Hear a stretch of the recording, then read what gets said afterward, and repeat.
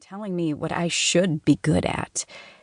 It's not a lot different from assuming an African American is good at basketball. Besides, I was definitely not drawn to Qabalah anyway, and because of the unwelcome remarks of many, probably well-meaning people, I mostly avoided Qabalah, and even managed to write a well-received book on the tarot. Tarot interactions, become more intuitive, psychic, and skilled at reading cards, without any Qabalistic content whatsoever. Then a funny thing happened. According to my daughter, a professional astrologer, the funny thing was my second Saturn return. Perhaps you're more familiar with the first Saturn return. You know, the thing where sometime before turning 30, your life enters a state of upheaval as you confront the restrictions and limitations of your life. That thing where you suddenly feel old or feel inadequate because you don't feel old, or everything somehow changes. That's what happens when Saturn, the planet of restriction, returns to the position it was in when you were born, completing its orbit of approximately 27 years. The second Saturn return, which is more like the classic midlife crisis, happens about 27 years after the first one. Saturn is one of the best aspected planets in my chart. Saturn and I flow together. At my first Saturn return, I had a baby. At my second Saturn return, I returned to Judaism. Following the anti-Semitic massacre of 11 people at the Tree of Life Synagogue in Pittsburgh in 2018, I felt a need to be among my people and attended services at a local synagogue. To my surprise, I was drawn to it and began attending every week. I am deeply devoted to Wicca. I have been Wiccan since I was 21 years old. I didn't wish to feel like I was living a double life. I wanted my Jewish life and my Wiccan life to be a single life. To bridge the distance between Wicca and Judaism in a way that would allow me to feel integrated and whole, I began to study the Qabalah.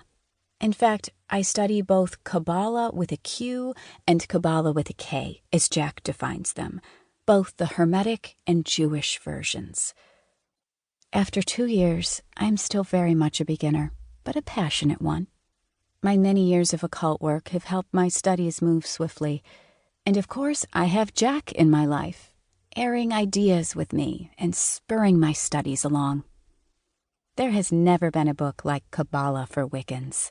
There's no translating of the Qabalah into a familiar Wiccan context. Instead, it's right there. Here, the rituals, structures, deities, and language of Wicca are treated as the norm. Here, you're not working to figure out how to fit the Qabalah into your spiritual life. It already fits.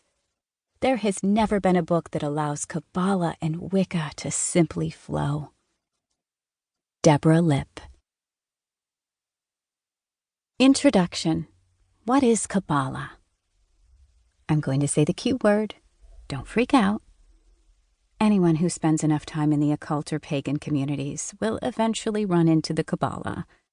The word is spoken in hushed tones with a sense of awe, as if the mere mention of it will awaken some sleeping demiurge.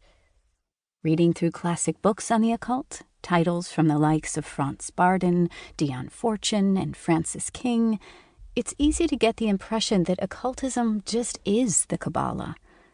These authors treat Qabalah as if it is the beginning and end of all magic, as if one cannot be an occultist without also being a Qabalist. The contemporary occult community is full of people talking about Qabalah, whether they're praising it or condemning it.